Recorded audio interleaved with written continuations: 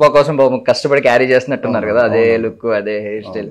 But మీకు ముందుగానే schedule చెప్తారు కదా, అంటే మధ్యలో గ్యాప్ ఉంటుంది కదండి, 1కి 2కి గ్యాప్ ఉంటుంది. బట్ అంటే స్కెడ్యూల్స్ ఎప్పటికప్పుడు స్కెడ్యూల్స్ మారుతూ ఉన్నాయి, ఇచ్చిన డేట్స్ కొద్దిగా అటు ఇటు అవుతున్నాయి. ఆ గ్యాప్ లో అనుకోకుండా అన్ని ఈ లుక్ కూడా దానికి మ్యాచ్ అవ్వడం, కొద్దిగా షూటింగ్ ఉన్నప్పుడు ఇమీడియట్ గా కట్ డౌన్ చేసుకుని ఆ లుక్ లోకి వెళ్ళిపోవడం, మళ్ళీ ఈ చేంజ్ ఓవర్ ఉండే అయితే కంటిన్యూస్ ఉంటుంది. అంటే మేము విన్నది ఏంటంటే ఒకటి 2 ప్రాజెక్టులు ఏ వద్దనుకున్నారు, అంటే లుక్ మరి లుక్ మొత్తం మార్చాలంటే 7-8 ప్రాజెక్ట్స్ వరకు ఈ 10 months పీరియడ్ లో చేయలే.